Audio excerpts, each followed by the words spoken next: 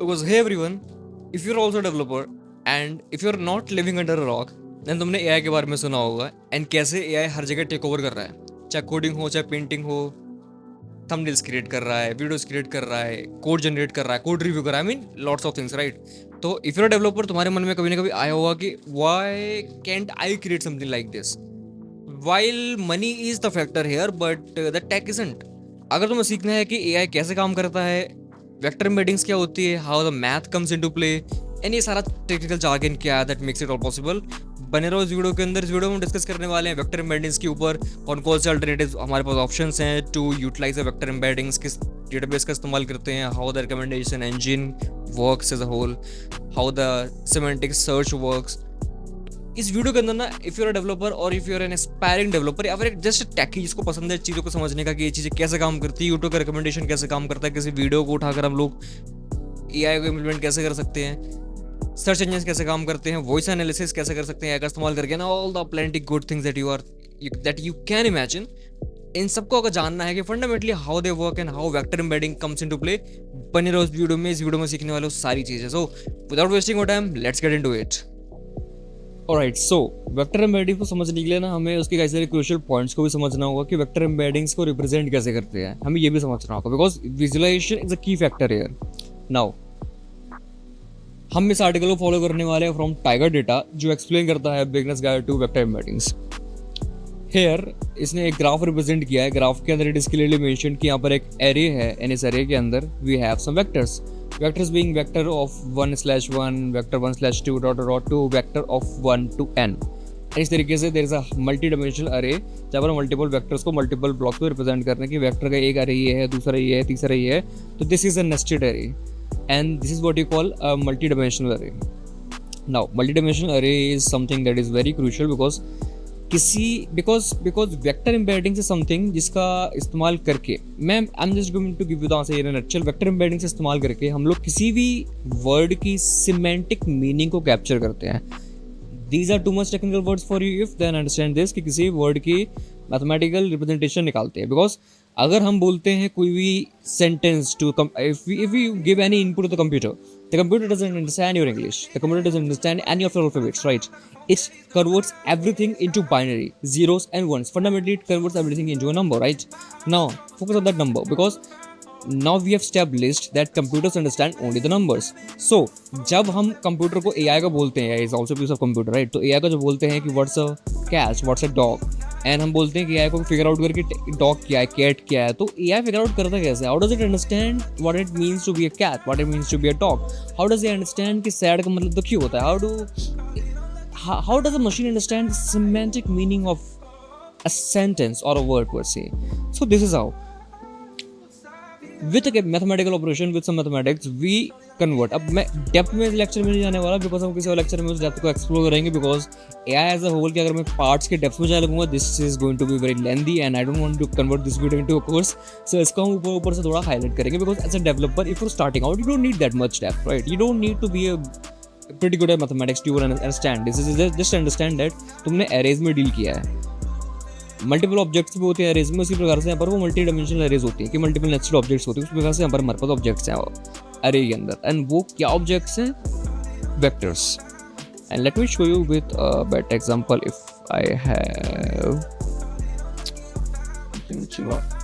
अगर यहाँ पर इन लोगों ने शोकेस किया हो तो let me just have a look. Consider a word embedding space where words are represented as vectors in a two-dimensional space and इस space के अंदर x-axis and y-axis because two-dimensional space के लिए रखें because it makes it easier for calculation computation, so we can do a lot of mathematical operations on this such as calculate the distance between two vectors. I will explain you कि why is it important to calculate the distance between vectors in future in this video of course but in later part, but hear me out on this. हमने एक Y axis Z axis बनाया, ठीक है, हमारा two dimensional space हो गया जहाँ पर हम लोग वेक्टर्स को रिप्रेजेंट कर सकते हैं, ठीक है. द वर्ड कैट, जैसे कि मैंने कहा सिमेंटिक मीनिंग कैप्चर करता, तो the word cat might be represented as 1.2, 0.8 and vice versa. The word dog might be represented as 1.0 and 0.9. The word car might be represented as 0.3 and -1.5। तो इस तरीके से हमने एक न्यूमेरिकल पैटर्न दिया है to every word. Now the best part about this is, जब तुम इनको देखोगे कि cat and dog fundamentally what they are animals, they are creatures, right, they are living beings, let's say किसी भी कैटेगरी में इनको रख लो for your understanding, either they are creatures either they are animals. Let's consider animals for better understanding. तो ये दोनों animals हैं, तो इनकी जो सिमेंटिक मीनिंग है, ये जो पॉइंट्स अगर तुम इनको प्लॉट करोगे 1.2 and 0 point from a scale of 0 to 1, 0 to 10, 100, whatever the scale you want to put in, अगर ग्राफ के अंदर प्लॉट करोगे तो यू विल रियलाइज कि ये दोनों काफ़ी क्लोज बाय होंगे, बिकॉज 1.2 थोड़ा सा ऊपर होगा, यहाँ होगा 1.0 यहाँ होगा, लेट जस्ट से एग्जांपल के लिए, ठीक है, तो बहुत क्लोज बाय होगा। Why? Because fundamentally they are derived from the same group. अब वो सेम ग्रुप क्या है? Cat is an animal, dog is an animal, तो fundamentally they are close by. Afterwards differentiation create होता है कि from that hierarchy now they separate कि dog is a different animal, cat is a different animal, but due to the fact कि वो similar है in the fact कि वो animal है fundamentally, इसलिए वो close by है। तो इसलिए ये ग्राफ के क्लोज बाय प्लॉट होंगे, एंड इसलिए ये नंबर्स हम लोग यूज़ करते हैं मैथमेटिकली इनको प्लॉट करने के लिए, बाद में कंप्यूटेशन यूज़ करने के लिए, ताकि हमें पता पड़े कि दो वर्ड्स के बीच में सिमिलरिटी किस प्रकार से है। I hope I understand, I explain this point. अब यहीं पे अगर तुम्हें कार नाम का वर्ड प्लेस करोगे, that is entirely different. Car एक सिंपल ऑब्जेक्ट है, तो इसका जो रिप्रेजेंटेशन है वो ड्रास्टिकली डिफरेंट है। ये आसपास भी नहीं होगा इन दोनों के रिप्रेजेंटेशन के, तो एनिमल्स के आसपास भी नहीं जाएगी car, because this is far different. तो इसकी जो सिमेंटिक मीनिंग है, इसकी जो फंडामेंटल अंडरस्टैंडिंग है, मीनिंग है, टाइप है, वो ड्रास्टिकली डिफरेंट है। एंड इसको हमने मैथमेटिकली थ्रू डेसिमल पॉइंट्स हमने रिप्रेजेंट किया है on graph. And decimal points को कंबाइन करके हमने अरे बनाई, एंड मल्टीपल एरियाज को कंबाइन करके हमने मीनिंग निकाला। This is not real in the way कि इतने छोटे मीनिंग्स नहीं होते किसी भी वर्ड, किसी भी सिंगुलर वर्ड की। एनिमल इटसेल्फ जो वर्ड है, उसकी अगर तुम एक सिमेंटिक मीनिंग निकालोगे थ्रू द एम्बेडिंग, सो बहुत लंबी अरे निकलती है। So it is a huge amount of data for a simple word such as animal. But क्योंकि कंप्यूटर्स को अंडरस्टैंड करवाना होता है, so we have plethora of X vectors in a single embedding. Now okay, so in this example we have the Euclidean distance between the words cat and dog, which is less than the distance between the words car and cat. Now सबसे पहली चीज़ तो मैंने जब अपने part को यहाँ explain किया था अपने अंडरस्टैंडिंग, तो यहाँ पर मैंने यूक्लिडियन डिस्टेंस का ऐसे वर्डिंग का टेक्निकल यूज़ नहीं किया था, because it is too complicated है। ज़रूरी नहीं है कि ज़्यादा प्रोग्रामर्स को समझ में आए, बिकॉज ज़रूरी नहीं है कि ज़्यादातर कोडर्स अपने पास जो है इंडिया में वो मैथमेटिक्स में अच्छे हो, ठीक है। तो हमने इसको सिंपली रखा कि इनके बीच में डिस्टेंस जरूरी नहीं है कि न्यूक्लिडियन डिस्टेंस की तरह तो समझो, जस्ट अंडरस्टैंड कि इन वेक्टर्स के बीच में एक स्पेस है, राइट, जो नंबर्स गवर्न करता है कि कोई नंबर कम ज़्यादा है, उससे हम प्लॉट कर रहे हैं ना, तो कुछ कम कुछ ज़्यादा तो डिस्टेंस है, राइट। तो डिस्टेंस हमारा क्या है, कैट एंड डॉग के बीच में जो फ़र्क है, विच इज़ जो फ़र्क है, फ़र्क is denoted as a distance, वो काफ़ी कम है compare to the words car and cat, where the cat is more similar to dog than the car. Now, meanwhile, the cosine similarity between cat and dog is also higher than the similarity between cat and car, which further indicates their semantic similarity. Now, here comes the crucial part.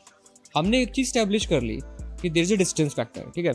अब distance factor को mathematically हमने represent तो कर दिया using vectors and numbers, but now उस distance factor को हम लोग compute कैसे करेंगे? So now here we have this cosine similarity. इस cosine similarity का formula use करके हम लोग सिमिलरिटी निकाल सकते हैं कि ये बीच कितने सिमिलर हैं। अब मैं इसके भी डेप्थ में नहीं जाने वाला, जस्ट अंडरस्टैंड कि अगर तुम एक ऐसा चीज़ बिल्ड कर रहे हो जहाँ पर तुम्हें सिमेंटिक सर्च का इस्तेमाल करके सिमिलर आइटम्स को निकालना है, एग्जाम्पल के लिए तुम्हारे पास सारे एनिमल्स की लिस्ट है and you are looking at, and तुम्हारे पास एक ऑब्जेक्ट की लिस्ट है एंड तुम कंबाइन कर दो उनको, ठीक है, तो एक मिक्स लिस्ट हो जाएगा animals and objects. Objects is table, chair, laptop का, bike and so on. Animals के अंदर cat, zebra, dog, deer, what not, ठीक है। तो अगर तुम्हारा इनपुट है कैट, लेट्स से हमारा कैट का इनपुट, राइट, एंड तुम्हें चाहिए कि इस कैट से सिमिलर हमारे पास और कौन से एलिमेंट्स है डेटाबेस के अंदर, तो तुम क्या करोगे, कैट का वेक्टर उठाओगे।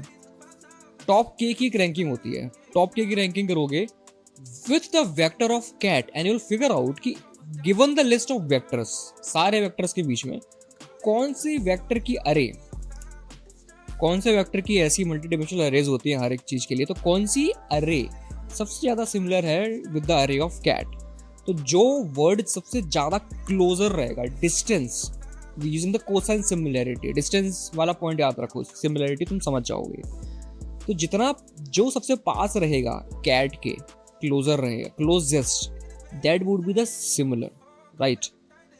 तो कैट से सिमिलर क्या है, लेट्स से डॉग हमारे डेटाबेस के अंदर इन दिस केस। तो कैट एंड डॉग की सिमिलैरिटी वो हायर रहेगी compare then the similarity between cat और अ कार, जो भी फर्दर इंडिकेट करता है उनकी सिमेंटिक सिमिलैरिटी। अब as a developer what you can create with embeddings as a developer, तो वैसे चैटबॉट्स बना सकते हो जो कि रैग का इस्तेमाल करते हैं, retrieval augmented generation. Now what is RAG if you want to understand in simple terms. तुमने कई सारे चैट जीपीटी वगैरह देखा होगा, परप्लेक्सिटी देखा होगा, जहां पर तुम अगर अपनी पीडीएफ वगैरह सबमिट कर रहे हो तो, या फिर कोई टेक्स्ट डॉक्यूमेंट सबमिट कर रहे हो, तो वो तुम्हारी पीडीएफ को पढ़ के उसके बेस पे आंसर दे सकता है। कि अगर तुमने अपनी एक्सेल रिपोर्ट दे दी, अपनी एनुअल रिपोर्ट दे दी किसी कंपनी की, एंड तुम एआई से बोलो कि ChatGPT read this PDF, this is PDF is about the financial data of let's say अनरेवलर मीडिया, एंड मुझे जानना है कि अनरेवलर मीडिया ने जून 2025 के अंदर या मई 2025 के अंदर क्या अर्निंग्स करी थी एंड व्हाट अफेक्टेड इट, और वाइस वर्सा, जो भी तुम्हारे डेटा के हिसाब से क्वेरीज लिख सकते हो। तो द फैक्ट कि चैट जीपीटी तुम्हें आंसर दे रहा है based on the contents of the PDF is because of the concept known as retrieval augmented generation. Because इसके अंदर हम लोग डेटा उठाते हैं, उसको डायरेक्टली पास कर देते हैं, इन द प्रॉम्प्ट ऑल्सो हम लोग पास कर सकते हैं, या फिर चैट एचटीएमएल कर सकते हैं। Now generally this is a way to give the LLM data. अब ये परप्लेक्सिटी के केस के अंदर भी सेम चीज होती है रवे। परप्लेक्सिटी में थोड़ा एडवांस्ड है, बहुत एडवांस्ड है, थोड़ा भी क्यों, इसके अंदर है ना गूगल से, गूगल भी क्यों, मेटा इंजन्स होते हैं। मेटा इंजन जैसे कि बिंग हो गया, डक डक गो हो गया, ये फंडामेंटली मेटा इंजन, एक सर्टेन मेटा इंजन होता है जो कि मल्टीपल सर्च इंजन्स का डेटा कंबाइन करके तुम्हें एक प्लेस पे लाके देता है, that is a meta engine. तो परप्लेक्सिटी एक मेटा इंजन का इस्तेमाल करता है जो कि सारे इंटरनेट का data using this various search engine such as DuckDuckGo, Bing, Yahoo, Baidu, Google and vice versa, जो भी वो यूज करता होगा, I am not sure, but हाँ, तो उनसे वेबसाइट उठाएगा जो भी रेलेवेंट रिजल्ट्स आएंगे, ठीक है। लेट्स से गूगल से वेबसाइट उठाई, उन वेबसाइट्स का सारा टेक्स्ट डेटा उठा लेगा, उसको कंबाइन करेगा एम्बेडिंग्स में, जो भी उसको प्रोसेसिंग करनी होगी वो करेगा, एंड देन वो फीड करेगा अपने एआई को कि ठीक है वी हैव दिस डेटा। अब उसके बेस पे जो हमारी इनपुट क्वेरी, जैसे कि मैंने क्वेरी दी थी कि व्हाट आर वेक्टर एम्बेडिंग, तो इसने इसको सबसे पहले ब्रेक डाउन किया, परप्लेक्सिटी के केस में ब्रेक डाउन करता है मल्टीपल क्वेरीज के अंदर, देन उन मल्टीपल क्वेरीज के बेस पे जो टॉप रैंकिंग आर्टिकल्स होते हैं उनको लेता है, एंड देन उसको एम्बेडिंग्स में कन्वर्ट करके री रैंक करता है, एंड देन वो उनको फिगर आउट करता है कि what the hell is going on, सबसे सिमिलर क्या है, एंड जो सबसे सिमिलर डेटा होता है फिर उस डेटा को निकाल के based on the our input query फिर वो एक आंसर जनरेट करता है कि based on this data and based on the re-ranked data we have, then वो अपना आंसर फॉर्मुलेट करता है यूजिंग द डेटा। अब जनरली अगर तुम्हें एलएलएम्स के एआई के अंदर डेटा प्रोवाइड करना होता है तो एक टेक्निक रैग के अलावा होती है फाइन ट्यूनिंग। फाइन ट्यूनिंग में दिक्कत ये होती है कि उसमें भी तुम मॉडल को दोबारा से ट्रेन करते हो इन वे अपने कस्टम डेटा सेट के साथ, but the problem with that concept is उसमें तुम्हें काफी ज़्यादा कंप्यूटेशन पावर लगते हैं, बिकॉज यू सी, अब मैं थोड़ा सा बहुत छोटा सा टेक्निकल जाने का प्रयास करूंगा। एक AI model is basically like a neural network. Neural network में 3 लेयर्स होती है। अब अगर मैं इसको रिप्रेजेंट भी करना चाहूँ, न्यूरल नेटवर्क्स, अब अगर मैं न्यूरल नेटवर्क को रिप्रेजेंट करना चाहूँ तो this would be an appropriate layer. या let's open this image, download कर दिया। नेवरदलेस इस इमेज को अगर अपन थोड़ा क्लोजली एग्जामिन करते हैं तो ये इमेज क्या रिप्रेजेंट कर रही है कि हमारे पास एक इनपुट लेयर है। इनपुट लेयर हमारी डेटा की लेयर है जहाँ पर हमने डेटा को प्री प्रोसेस किया, सेपरेट किया, you know all the formatting things हमने किया, डेटा को रेडी किया कि स्ट्रेट फॉरवर्ड डेटा को फीड कर सके बिना किसी एक्स्ट्रा जार्गन के। डेटा को उठाया, उसके बाद हमने एक ब्लैक बॉक्स है हमारा ये वाला पोर्शन, मल्टीपल हिडन लेयर्स हमारे ब्लैक बॉक्स की तरह है, बिकॉज यहाँ पर हमारे एक्टिवेशन लॉस ट्रांसफर फंक्शंस यहाँ पर काम आते हैं, ठीक है।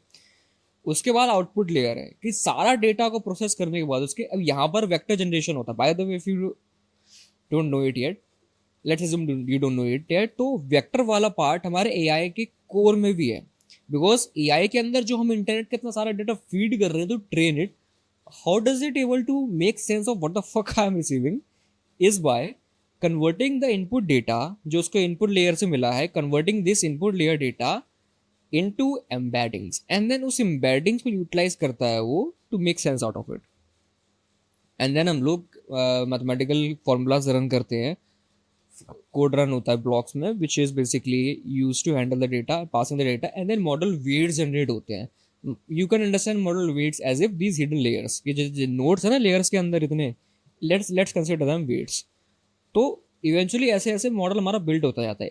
हालांकि शुरुआत में लॉस बहुत ज़्यादा होता है, तो फिर एक बैक प्रोपोगेशन का रहता है एक सिचुएशन जहाँ पर वो ग्रेडियंट डिसेंट एक अप्लाई होता है, जिसके बाद वो ऑप्टिमाइज करता है.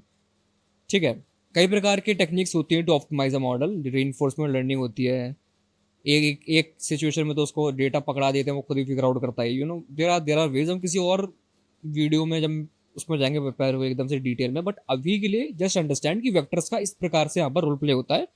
तो फाइन ट्यून करने में ना ये जो वेट्स होते हैं, जो अंदर की हिडन लेयर है, इसको हम रीट्रेन करते हैं. मॉडल जितना बड़ा होगा ना उतना फाइन ट्यून की कॉस्ट ज़्यादा आती है. अगर 700 बिलियन पैरामीटर्स का मॉडल है तो 700 बिलियन उसकी वेट है लेट से, तो उसका जो इंटायर 700 मिलियन पैरामीटर्स का जो बेस है उसे रीट्रेन करना पड़ता है, so it is very intensive. वहीं अगर तुम छोटा मॉडल ले लोगे 100-150 मिलियन पैरामीटर्स का, बस टू बी ऑनेस्ट इतने ऐसे डेटा में इतने छोटे से मॉडल में ज़्यादा कुछ कर नहीं सकते. बिलियंस 2-3 बिलियन पैरामीटर का मॉडल तो मिनिमम तुम्हें एक अच्छा चाहिए, अच्छा आउटपुट निकालने के लिए. अगर तुम्हें राइटिंग भी करनी है ना, ईमेल राइटिंग करनी है, ब्लॉग राइटिंग करनी है, अच्छा आउटपुट चाहिए, तो 3 बिलियन पैरामीटर तो 3 बिलियन पैरामीटर मिनिमम तुम्हारा मॉडल साइज होना चाहिए. एंड अगर तुम 3 बिलियन पैरामीटर मॉडल को रन करते हो, इन्फर करते हो, इन्फ्रेंस करते हो, तो उतना ज़्यादा हेडेक नहीं है, बिकॉज वो चल जाएगा 3-4 GB 4 GB रैम के अंदर. लेकिन उसको ट्रेन करना चाहते हो ना, तो जो amount of data it needs is also humongous. अब फाइन ट्यून में तुम उसे स्पेसिफिक डेटा सेट के अंदर ट्रेन करते हो ताकि वो डोमेन स्पेसिफिक नॉलेज रहती है, तो उसमें वो ज़्यादा अच्छा परफॉर्म करता है फाइन ट्यून करने से. फाइन ट्यूनिंग की भी डेफिनेटली एल्गोरिथम्स होती है अपने पास अलग अलग, जो कि उसकी क्वालिटी पर अफेक्ट करता है. तो रैग ना जनरली कॉस्ट इफेक्टिव वे है काफी, बिकॉज रैग के अंदर तुम उसे रीट्रेन नहीं कर रहे हो. फाइन ट्यून के अंदर you are fundamentally retraining the model on a specific set of data to make it perform better on that specific set of data. RAG के अंदर रियल टाइम में तुम उसके जो कॉन्टेक्स्ट है, प्रॉम्प्ट है, कई सारे जो ऑप्शन है उसमें तुम उसका भर दे रहे हो डेटा, ताकि वो रियल टाइम में जब प्रोसेस करे तो प्रॉम्प्ट उसके पास रहता है, सिस्टम प्रॉम्प्ट रहता है, फिर यूजर प्रॉम्प्ट रहता है, तो उसके अंदर वो उसमें देख सके कि हाँ मेरे को क्या करना है. तो उसकी वजह से अगर एक प्रॉम्प्ट मिल जाता कि मेरे पे डेटा है, तो उसी की बेस पे वो कर देता है. हालांकि अगर तुम्हारे पास ज़्यादा डेटा है, बहुत बड़ा तुम्हारा प्रॉम्प्ट है, तो तुम्हारा जो टोकन कंजप्शन है वो ड्रास्टिकली इंक्रीज हो जाता है, तो ये भी याद रखना. अब आ जाते हैं सिमेंटिक सर्च इंजिन्स के ऊपर. सिमेंटिक सर्च इंजिन्स वो होते हैं जो कि मल्टीमीडिया कॉन्टेक्स्ट निकाल लेते हैं, वेब पेजेस के अंदर से समझ लेते हैं, डॉक्यूमेंट्स उठा लेते हैं. तो बेसिकली जैसे कि चैट बॉट्स के अंदर हमने रैग को अप्लाई किया था, तो वो रैग का डेटा उठा लेते हैं, देन वो अंडरस्टैंड करते हैं. सिमेंटिक सर्च इंजिन्स के अंदर वो वेक्टर्स में डील करते हैं थोड़ा और डेप्थ में, और ज़्यादा बेटर तरीके से वेक्टर्स को प्रोसेस करते हैं और ज़्यादा बेटर तरीके से फीड करते हैं. री रैंकिंग वाला जो मैंने पार्ट समझाया था ना, वो सिमेंटिक वाले पार्ट था एक्चुअली. मैंने चैटबॉट्स के अंदर थोड़ा ज़्यादा एक्सप्लेन कर दिया था, बट हाँ. तो री रैंक करते हैं वेक्टर्स को to get the best output, and then top results को निकालते हैं, देन उसको प्रोसेस करके अपने उसको फीड कर देते हैं, बेस्ड ऑन दैट हमारा एलएम आंसर देता है. तो आते हैं टेक्स्ट क्लासिफिकेशन सिस्टम्स के ऊपर. तो लेट्स से अगर तुम्हारी एक ब्लॉग वाली वेबसाइट है, ब्लॉग वेबसाइट के ऊपर तुम एक कमेंट सिस्टम डेवलप करो जहाँ पर तुम चाहते हो कि स्लैंग एंड वल्गर वर्ड्स को तुम हटा सको, कि अगर कमेंट भी बंदा करता है एंड यू वांट कि मेरे पास एक स्टैटिक डिक्शनरी ना हो, and you want to use LLM like AI to automatically detect and remove these words, तुम वो भी कर सकते हो. तो टेक्स्ट क्लासिफिकेशन सिस्टम्स के अंदर ही हम लोग छोटे छोटे LLMs को इस्तेमाल कर सकते हैं that are specifically trained on this data sets. Now recommendation systems के अंदर भी हम इस्तेमाल करते हैं. रिकमेंडेशन सिस्टम का थोड़ा सा कॉम्प्लेक्स है, but the general idea for recommendation system generally goes like this.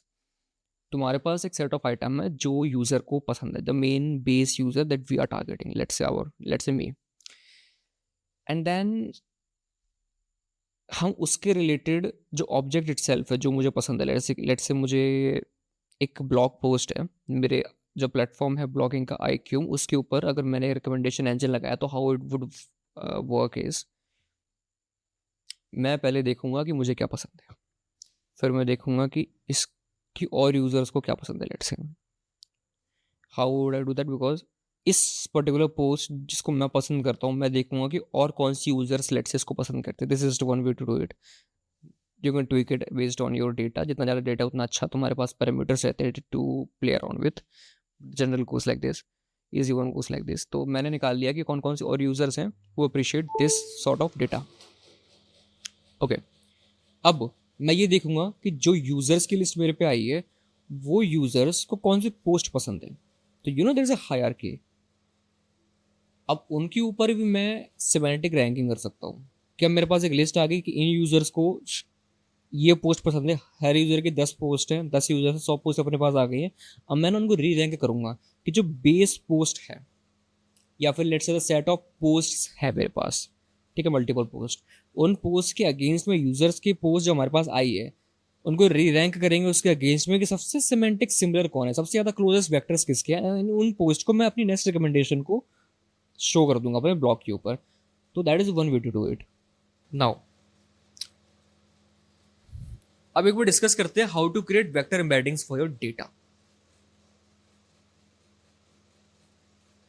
Generally ना तुम लोग देखोगे कि ज़्यादातर ट्यूटोरियल्स के अंदर जो फ्री में डले हुए हैं they generally focus on OpenAI, कि ओपन एआई का एपीआई यूज करके हम लोग एम्बेडिंग्स क्रिएट करेंगे. They can be of high quality no doubt, but then again उनकी जो कॉस्टिंग फैक्टर है वो काफ़ी हाई है. I have a suggestion. सो हमारे पास बेसिकली ऑन डिवाइस के लिए कि एंड्रॉइड में भी हम रन कर सके embeddings without transferring the data to cloud, we have embedding Gemma. Now on device ये आए हैं, 308 मिलियन पैरामीटर्स हैं. रैग इसका अच्छा बिल्ड कर सकते हो बिकॉज इसकी जो एक्यूरेसी है वो काफ़ी अच्छी है. Now accuracy is also factor कि तुम अगर एक सिस्टम बिल्ड कर रहे हो जो कि मैथमेटिकल ऑपरेशंस कर रहा है तो देयर इज अ फॉर्म जहाँ पर एक्यूरेसी वाला पॉइंट आता है कि ये चीज़ तुम्हारी कितनी एक्यूरेट है, राइट. तो दैट डिपेंड्स कि तुम्हारी जो वेक्टर्स है वो कितनी हाई क्वालिटी है. जितनी ज़्यादा डेंस वेक्टर्स होंगी, आई मीन वेक्टर के डायमेंशंस होती हैं, there are 7 6 512 768 1024 and go on and so on. तो जितनी ज़्यादा ये वैल्यू इंक्रीज होगी उतनी ज़्यादा बड़े वेक्टर्स होंगे, उतने ज़्यादा dimensions, big nested dense vectors होंगे, राइट. जितने ज़्यादा डेंस वेक्टर्स होंगे उतना ज़्यादा डेप्थ में उस ऑब्जेक्ट का, उस वर्ड का, सेंटेंस का जो सेमेंटिक मीनिंग है वो तुम कैप्चर कर सकते हो. So the bigger your embedding the better your contextual awareness of the word, the semantic awareness of the word is. तो जितना अच्छा ये रहेगा उतना अच्छा तुम्हारा रैग रिट्रीवल काम करेगा. जितना अच्छा तुम्हें अंडरस्टैंडिंग उतना अच्छा तुम उसको फिल्टर आउट करके ला सकते हो. कोसाइन डिस्टेंस तुम्हारा उतना अच्छा काम करेगा. तो math would the math is clean and simple.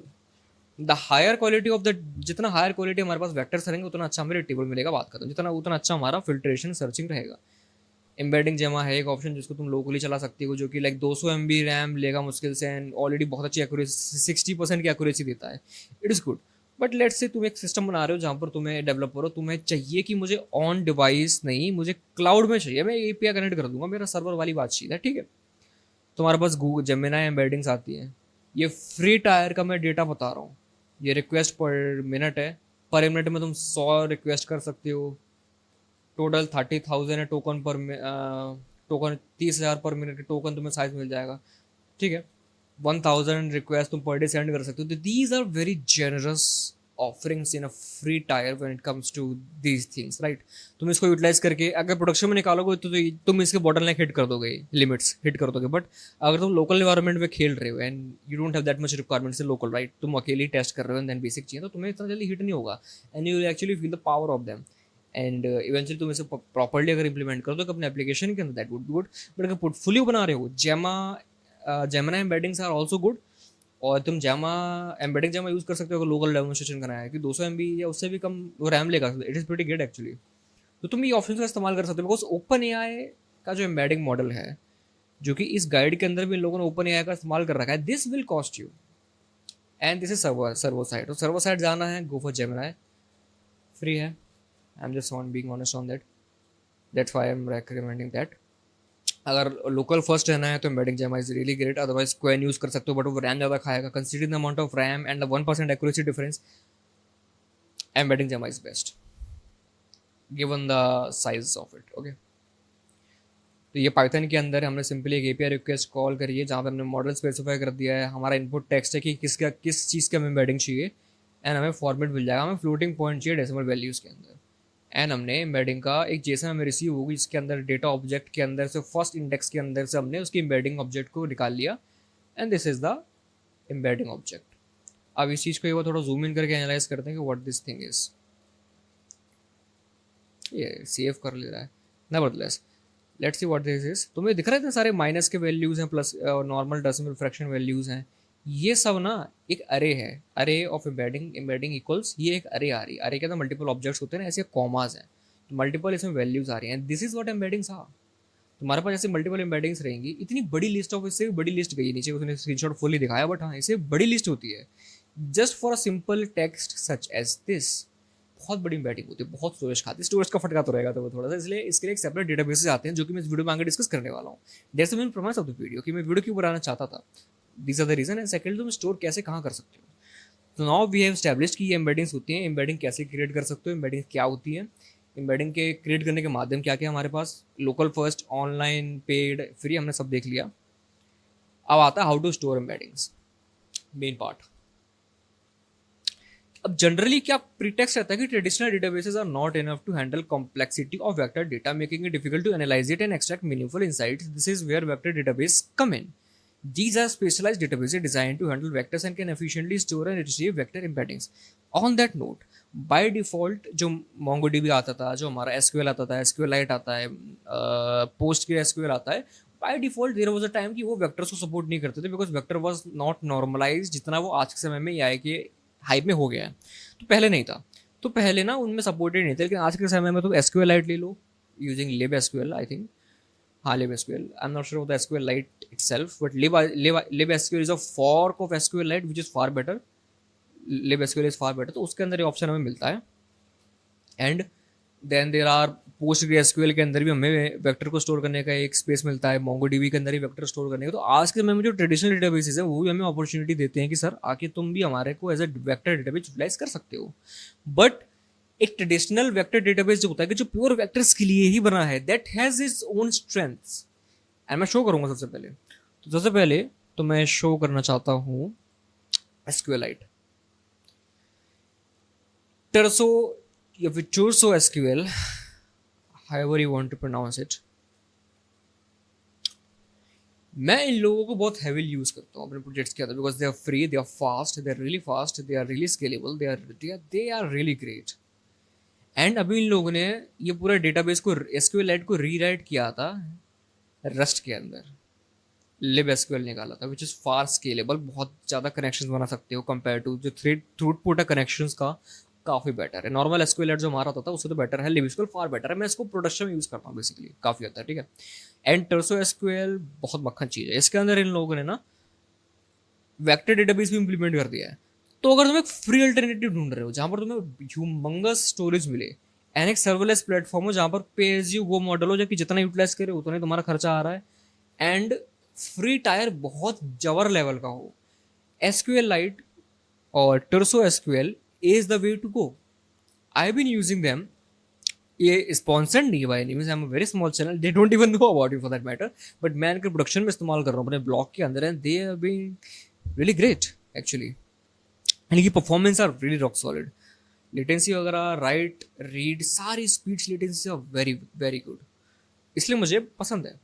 And मैं आगे जब उसमें AI इंटीग्रेट कर रहा हूँ अपने ब्लॉग के अंदर जो बना रहा हूँ iQume, तो उसके अंदर मैं रिकमेंडेशन इंजन बिल्ड करना चाहता हूँ, तो उसके लिए मुझे एक वेक्टर डेटाबेस लगेगा। Now I have two options, either मैं ये libSQL का इन लोगों ने जो ऐड कर दिया है, या तो मैं इनका चॉइस लूंगा कि ठीक है भाई तुम लोगों का बहुत अच्छा लग रहा है मुझे, तुम लोगों का मॉडल ही बहुत जेनरस है, स्टोरेज भी काफ़ी हद तक है, तो बता दो क्या तुम्हारा बैठता है तो उनके साथ खेलूंगा मैं थोड़ा, या तो फिर ये, या तो फिर अपने पास एक चैंपियन है, ओवरऑल ऐसा बढ़िया चैंपियन है अपने पास, Qdrant high performance vector search still. मैंने इसे प्रोडक्शन में इस्तेमाल किया है एक बार एक स्टार्टअप के अंदर। I was working with the startup, उनका पूरा बैकएंड मैंने लिखा था Django एंड पाइथन के अंदर, and with rag and everything, custom pipeline बनाई थी, बिकॉज आज के समय में LangChain लावा इंडेक्स को बहुत ओवर हाइप कर दिया गया। मैंने उसे raw I literally raw dog the entire text pipeline, text processing pipeline, data processing pipeline, web sockets pipeline, customer कैसे हैंडल कर रहे हैं, concurrency pipeline, everything web sockets वाली सब कुछ, including the Microsoft auto Gen 3 also. तो I know कि how this things operate, and Qdrant was the best because तुम्हें अगर एक ऐसा डेटाबेस चाहिए जो इतनी ह्यूमंगस अमाउंट ऑफ वेक्टर्स को जल्दी से सेकेंड्स या नैनो सेकेंड्स के अंदर भर दे, millions of rows and seconds. अगर थाउजेंड्स में खेल रहे हो, नॉर्मल खेल रहे हो, तो नैनो सेकेंड्स बहुत फास्ट रहेगा। तो रीड राइट एंड ऑपरेशन जब रन करोगे कि वेक्टर सर्च करोगे कि मुझे कोसाइन सिमिलरिटी के बेस पे, बेस्ड ऑन दिस वेक्टर, इससे सिमिलर जितने वेक्टर्स हैं मुझे टॉप के वैल्यू चाहिए, तो भाई क्यूड्रेंट इज वेरी गुड। सबसे बेस्ट बैलेंस जो निकला है, सबसे ऑप्टिमाइज्ड एंड एक्चुअली फास्ट, सबसे फास्टेस्ट एंड ऑप्टिमाइज एकदम स्लेट जो बैलेंस निकाला है ना, एक्यूरेसी का हो, लेटेंसीज का हो, हर चीज का, स्टेबिलिटी का भी हो, क्यूड्रेंट इज अ वे टू गो। बहुत सारी बड़ी बड़ी कंपनी इसका इस्तेमाल करती है, परप्लेक्सिटी इस्तेमाल करती है इसका, मीशो इस्तेमाल करती है। तो ना ये बहुत मक्खन चीज़ है। इन लोगों का लोकल ऑपरेशन भी आता है कि तुम लोग डाउनलोड करके पूरा डॉकर इमेज रन करके लोकल में कर सकते हो। Coherence, LangChain, Gemini, ChatGPT, Llama index and all these things, you know, locally तुम इसको यूज़ कर सकते हो डॉकर के साथ।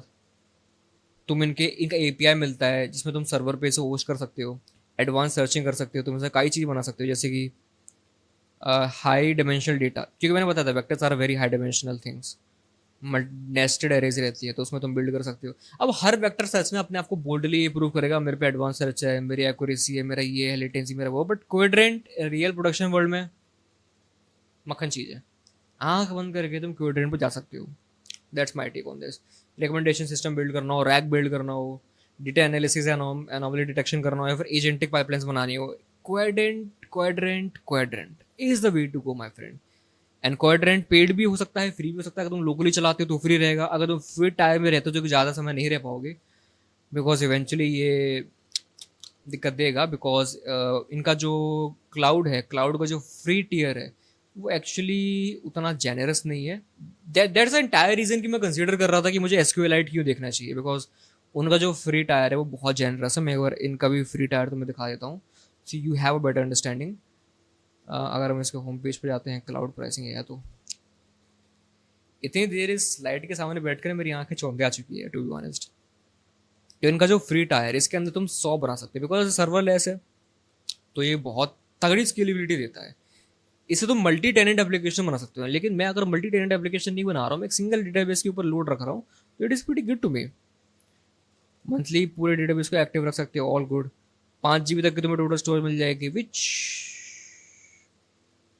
आई think is little lower than Qdrant, I believe, but जो रीडिंग है, राइटिंग का मिल रहा है तुम्हें, वो it is far better.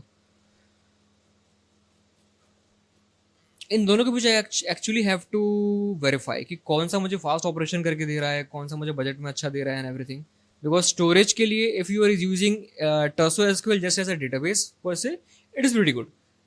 And for that I am already preferring Qdrant for vector operation, because मैं ऑलरेडी यूज कर चुका हूँ, I know how good they are. तो मुझे कुछ ज़्यादा सोचने की जरूरत नहीं पड़ेगी, मुझे खुद से कंप्यूटेशन की जरूरत नहीं पड़ेगी, सो इट इज़ प्रीटी गुड। तो अगर तुम्हें बिल्ड करना है तो तुम ये सब इस्तेमाल करो एज ए डेटाबेसिस। वेक्टर्स का इस वीडियो में तुम्हें समझा दिया है क्या सीन रहता है, डेटाबेस में तुम्हें बताया कैसे करना है। अब वेक्टर्स पे काम कैसे करते हैं, कोडिंग कैसे करनी है, रिकमेंडेशन इंजन कैसे बिल्ड करें, सिमेंटिक सर्च इंजन कैसे बिल्ड करना है, और hack may be perplexity clone कैसे बिल्ड करना है। अगर इन चीज़ों में तुम्हारा इंटरेस्ट है, एंड अगर इस वीडियो के एंड तक यहाँ तक बने हो, मेरी इतनी बोरियत वाली बकवास तुमने सुनी है, नॉलेजेबल येट थोड़ी सी बोरियत वाली, तो hats off to you my friend. Subscribe करो, कमेंट में डालो कि yes I went to the end, and बताओ मुझे कि if you want to learn कि एक्चुअली वेक्टर डेटाबेसिस का इस्तेमाल करके, वेक्टर्स का इस्तेमाल करके पाइथन और गो या फिर एस्ट्रो इन फ्रंट एंड और रिएक्ट, कुछ भी ये सब जो तुम्हें सीखना है कि how to build production level applications और how to build hobby application, तुम समझ सको कि फेशियल रिकॉग्निशन कस्टम कैसे बिल्ड कर सकते हो। वेक्टर्स का इस्तेमाल करके तुम कस्टम मॉडल्स, इतना हेडेक नहीं है, वेक्टर्स का इस्तेमाल करके तुम टेक्नोलॉजीज कैसे बिल्ड कर सकते हो, स्पीच को वेक्टर्स में कन्वर्ट करके सिमिलरिटीज कैसे निकाल सकते हो, तुम रिकमेंडेशन इंजन कैसे बिल्ड कर सकते हो, परप्लेक्सिटी क्लोन कैसे बिल्ड कर सकते हो, अपना सर्च इंजन को कैसे बिल्ड कर सकते हो, सिमेंटिक सर्च को और डीप में जानना है कि इम्प्लीमेंटेशन के लेवल पे क्या होता है, अगर वो सब सीखना है to the very depth that you need to really understand how shit works in this day and age with AI, तो let me know in the comment section. मैं डेफिनेटली उसके ऊपर वीडियो बनाऊंगा, लेकिन तभी अगर सच में तुम लोगों ने वीडियो देखी है यहाँ तक मेरी बोरियत भरी, मैं डेफिनेटली तुम लोगों के लिए वीडियो बनाने वाला हूँ। तो वीडियो ऑलरेडी बहुत लंबी होगी, तो एट दिस पॉइंट मैं इसको यहीं क्लोज करता हूँ। If you wanted tutorial hands on practical, late me no.